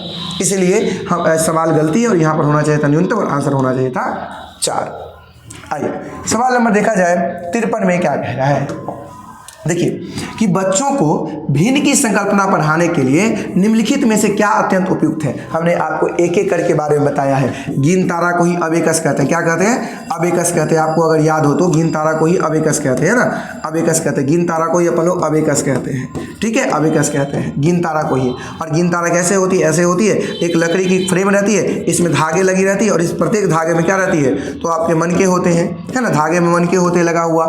तो इसके गिन तारा के माध्यम से हम लोग बालकों को जोड़ सिखाते हैं, घटाव सिखाते हैं, गुना सिखाते हैं और स्थानीय मान सिखाते हैं। जोड़, घटाव, गुना और स्थानीय मान का ज्ञान करते हैं किसके माध्यम से? गिन तारा के माध्यम से। एक एक बात हमने पढ़ाया, आपके नोट्स में भी लिखा होगा। जियो बोर्ड के माध्यम से याद करिए, जियो बोर्ड के माध्यम से अपन लोग 2D का ज्ञान कराते हैं बालक को। 2D शेप का जियो बोर्ड ऐसे होता है ना। जियो बोर्ड में अलग अलग जो है कीलें लगी रहती है और इसमें रबर बैंड के सहारे से बालक को ज्यामितीय संकल्पना का ज्ञान कराते हैं। और ये कौन सा? तो 2D का ज्ञान कराते हैं, 3D का नहीं। 3D का ज्ञान जियो बोर्ड के माध्यम से नहीं करवाते हैं, 2D का ज्ञान करवाते हैं। संख्या चार्ट से हम लोग बालकों को संख्या का ज्ञान कराते हैं, कौन बड़ा है कौन छोटा है। और क्विजेनियर छड़ क्या होता है, इस बात को थोड़ा सा समझ लीजिए। क्विजेनियर छड़ क्या होता है? अलग मान के चलिए 1-1 सेंटीमीटर का टुकड़ा होता है। मान लीजिए इतना तक में 10 सेंटीमीटर का टुकड़ा है। 1 2 3 1 2 3 4 5 6 7 8 9 10 सेंटीमीटर का अलग अलग जो साइज एक ही है लेकिन अलग अलग टुकड़ा है, उसमें एक दूसरे से जोड़ने वाला रहता है। इसमें भी पजल टाइप का ही होता है, यानी इसमें से ऐसे होगा, इसमें फिर दूसरा आगे चिपक जाएगा, दूसरा तीसरा ऐसे करके साटने वाला होता है। ठीक है, तो क्विजेनियर छड़ के माध्यम से बालक में जोड़ का ज्ञान करा सकते हैं, घटाव का ज्ञान करा सकते हैं, गुना का ज्ञान करा सकते हैं, भाग का ज्ञान करा सकते हैं और साथ ही साथ इसका ज्ञान करा सकते हैं, तो भिन्न का ज्ञान करा सकते हैं। आज के नोट्स में यह बात नहीं लिखा हुआ था, आप लोग लिख लीजिएगा कि क्विजेनियर छड़ के माध्यम से जोड़, घटाव, गुना, भाग का ज्ञान कराया जाता है और साथ ही साथ भिन्न का भी ज्ञान करवाया जाता है। भिन्न का भी ज्ञान करवाया जाता है। भिन्न का कहेगा कैसे? तो इसमें से मान के चलिए निकाल देगा, है ना, कहेगा 3 निकाल दो, 4 इधर कर दो, है ना। तो इसके माध्यम से जो है बालक को क्या करा सकता है? तो भिन्न का ज्ञान कराया जा सकता है। ठीक है, तो याद रखिएगा कि बच्चों को भिन्न की संकल्पना को पढ़ाने के लिए निम्नलिखित में से क्या अत्यंत उपयुक्त है? तो सबसे ज़्यादा उपयुक्त है क्विजेनियर छड़। इसे आप गूगल पर सर्च करके देखिएगा कैसा होता है, समझ में आ जाएगा। बस एक ऐसी लकीरों की अलग अलग कलर में रहती है, समझ में आ जाएगा देखिएगा। तो क्विजेनियर छड़ से जोड़, घटाव, गुना, भाग, भिन्न बहुत ज़्यादा नहीं समझ में आ रहा है तो बस इतना ध्यान रख लीजिए कि क्विजेनियर छड़ के माध्यम से जोड़, घटाव, गुना, भाग का ज्ञान किया जाता है। जियो बोर्ड के माध्यम से 2D ज्यामिति आकृति का ज्ञान कराया जा सकता है। गिन तारा के माध्यम से जोड़, घटाव, गुना और जो है स्थानीय मान का ज्ञान कराया जाता है। वहीं जो संख्या चार्ट से बालकों को संख्या का ज्ञान कराया जा सकता है और जो कौन संख्या छोटी है कौन बड़ी है इसके बारे में ज्ञान कराया जाता है। आइए क्वेश्चन नंबर देखा जाए 54 में क्या कह रहे हैं, देखिए कि गणित की प्रकृति के विषय में निम्नलिखित में से कौन सा कथन सत्य नहीं है। क्वेश्चन क्या पूछा है? नेगेटिव पूछा है। पहला, गणितीय ज्ञान की संरचना में तर्क कौशल महत्वपूर्ण। बिल्कुल सही बात है, गणित रहे और तर्क ना हो ही नहीं सकता। गणितीय संकल्पनाओं की प्रकृति श्रेणीबद्ध है। हाँ है, गणित की प्रकृति श्रेणीबद्ध है, क्रमबद्ध है, यथार्थ है ना। ये होती है, तार्किक है, अमूर्त है, तो यह भी ऑप्शन अपना सही है। प्राथमिक स्तर पर गणित प्रत्यक्ष और कल्पना की आवश्यकता नहीं है। गणित में प्रत्यक्ष की से ज़्यादा अमूर्त ज्ञान की आवश्यकता होती है, क्योंकि गणित हमें दिखती नहीं है, हमें अमूर्त रूप से सोचना पड़ता है ना। और कह रहा है कि कल्पना और प्रत्यक्ष, प्राथमिक स्तर पर गणित प्रत्यक्ष है और कल्पना की आवश्यकता नहीं होती है। कल्पना की आवश्यकता होगी। कल्पना मतलब क्या? जो चीज़ नहीं है उसके बारे में सोचना, और गणित में जो नहीं होता है उसी के बारे में ज़्यादा सोचना होता है, अमूर्त चिंतन। इसीलिए तो कहते हैं कि गणित की प्रकृति होती है अमूर्त चिंतन। गणित की प्रकृति कैसा होती है?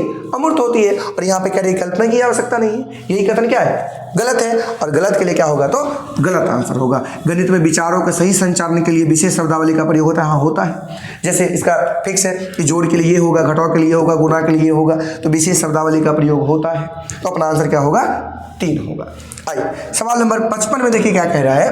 55 में कह रहे हैं क्या कि निम्नलिखित कथनों में से किसमें संख्या 3 का प्रयोग क्रम सूचक भाव में हुआ? क्रम का मतलब समझते हैं सीक्वेंस में, कि जैसे हम लोग सीढ़ी पर चढ़ते हैं ना, वो वाला क्रम का बात किया है। सीढ़ी पर कि पहला में 1 नंबर पर चढ़ना है, फिर 2 नंबर पर चढ़ना है, फिर 3 नंबर पर चढ़ना है, फिर 4 नंबर पर 5 नंबर पर चढ़ना है। क्रम सूचक का मतलब ये होता है। एक क्रम का मतलब वो होता है कि थाली है, इसमें रंग बिरंग प्रकार के खाना है, लेकिन कोनो खाएंगे तो बाजी, हमको मन होगा तो पहले ही खा लेंगे, नहीं होगा तो ही खा लेंगे, नहीं होगा तो ही खा लेंगे। यहाँ भी तो क्रम का बात होता है ना। तो लेकिन हमको क्या चाहिए? ये वाला क्रम चाहिए। यहाँ पर क्रम नहीं होता, ये क्रमिक होता है और ये वाला होता है क्रम। तो सवाल में पूछा है कि क्रम सूचक का भाव कौन है? क्रम का मतलब एकदम एग्जैक्ट सीक्वेंस की बात कर रहा है। तो देखिए, मैं इस इमारत की 3री मंजिल पर रहता हूँ, तो 3री मंजिल को कैसे करिएगा? कि निचका को करिएगा 2, ऐसे 20 लाख कर दीजिएगा 1, ऐसा संभव है नहीं। पहले हमें फर्स्ट फ्लोर, फिर सेकेंड, फिर थर्ड, थर्ड, फिर फोर्थ, ऐसे ही चढ़ना पड़ेगा।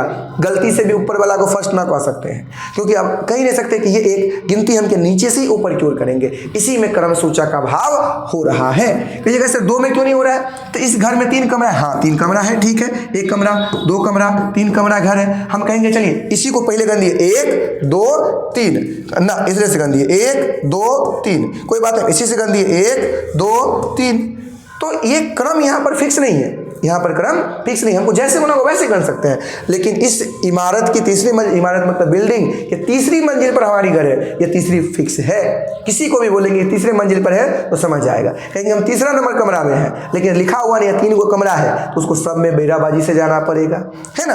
तो इसलिए इसमें क्रम सूचक नहीं है। प्रत्येक समूह में 3 टीम सदस्य, अब प्रत्येक समूह में 3 टीम सदस्य। अब 3 यहाँ भी फिक्स नहीं है कि कौन 3 है, इसमें भी 3 हो सकता है, इसमें भी 3 हो सकता है, पता नहीं चलेगा।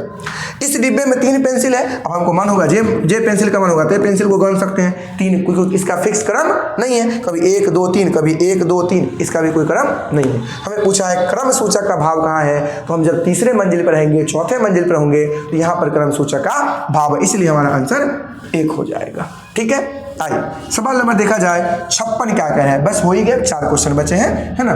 शुद्ध कथन को पहचानिए, शुद्ध कथन को पहचानिए। यदि 2 आकृतियों का क्षेत्रफल समान है तो उनका परिमाप समान होगा ना। कभी भी क्षेत्रफल और परिमाप समान नहीं होता है। क्षेत्रफल बराबर परिमाप कभी भी समान नहीं होता है। यदि 2 आकृतियों का परिमाप समान है तो क्षेत्रफल समान होगा, बात बराबर है। जब परिमाप समान होगा क्षेत्रफल बराबर होगा ना, होगा, वो कथन गलत है।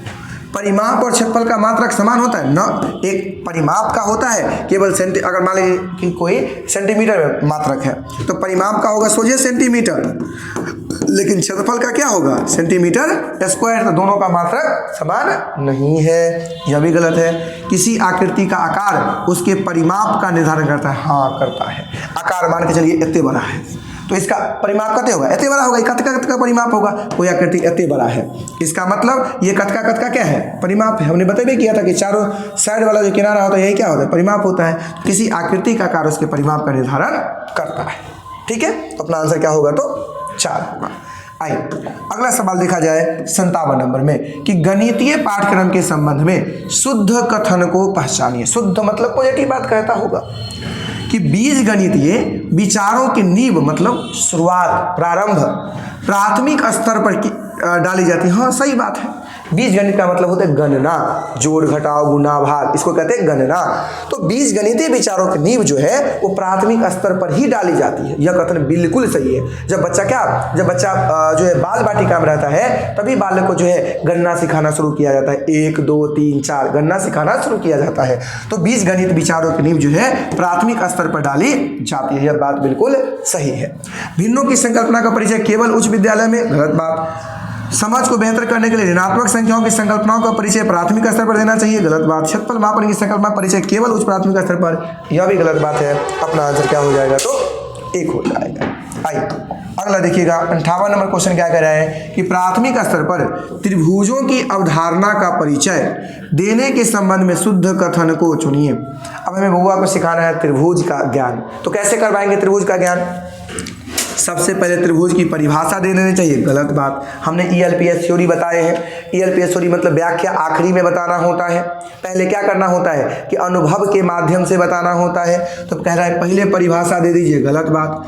स्वभ्रांति से बचाने के लिए बच्चों को केवल समबाहु त्रिभुज प्रस्तुत कराना चाहिए। फिर जब केवल समबाहु त्रिभुज देंगे तो बालक कैसे समझ पाएंगे कौन कौन सा त्रिभुज है, तब तो ये भी बात गलत है। बच्चों के समक्ष विभिन्न प्रकारों के त्रिभुज प्रस्तुत किए जाने चाहिए परंतु अन्य आकृतियां से दूर रखना चाहिए, ये भी गलत बात है। तब तो ऑलरेडी वो त्रिभुज है ये है, ऑलरेडी त्रिभुज है ये है, तो उसको पहचानना क्या है, सभी आकृति एक साथ रहेगी तब तो इसमें कहेंगे त्रिभुज निकालिए। तो अगर त्रिभुज निकाल पा रहा है इसका मतलब बुआ को त्रिभुज संबंधी ज्ञान हो गया। यह भी बात क्या है, गलत है। बच्चे के समक्ष सभी प्रकार के त्रिभुज व अन्य आकृतियां भी प्रस्तुत करनी चाहिए। हाँ बिल्कुल सही बात है कि बच्चों के समक्ष सभी प्रकार के त्रिभुज और अन्य आकृतियां भी प्रस्तुत करनी चाहिए और उसमें से बालक आसानी से क्या करेगा, तो त्रिभुज को ढूंढ पाएगा। ठीक है, तो अपना आंसर क्या होगा, तो 4 होगा। आइए अगला देखा जाए क्वेश्चन नंबर 59 में क्या कह रहा है कि निम्न में से कौन सा गणित शिक्षण का संकीर्ण उद्देश्य है। संकीर्ण मतलब कम उद्देश्य। देखिए संकीर्ण उद्देश्य क्या होता है गणित शिक्षण का, समझिए गणित शिक्षण का संकीर्ण उद्देश्य होता है कि बालक को केवल गणना का ज्ञान कराना, यानी 1 2 3 4 करवा दिए, जोड़ घटाव करा दिए, ये संकीर्ण उद्देश्य है। उच्च उद्देश्य होता है तार्किक चिंतन करवाना, आलोचनात्मक चिंतन का विकास कराना, अमूर्त चिंतन का विकास कराना। लेकिन संकीर्ण उद्देश्य क्या होता है, संख्या और गणना का ज्ञान कराना। संकीर्ण उद्देश्य है संख्या और गणना ज्ञान कराना। ये नहीं कहूँगा कि गलत है, उद्देश्य है, लेकिन संकीर्ण मतलब कम उद्देश्य है। पहला उद्देश्य यह नहीं है कि बउआ को गणना सिखा दीजिए, प्राथमिक उद्देश्य है हमें कि बउआ को क्या तार्किक चिंतन का विकास कराइए, बालक में जो है अमूर्त चिंतन का विकास कराइए। ठीक है, तो यहाँ पर क्वेश्चन क्या पूछा गया है, संकीर्ण उद्देश्य पूछा गया है।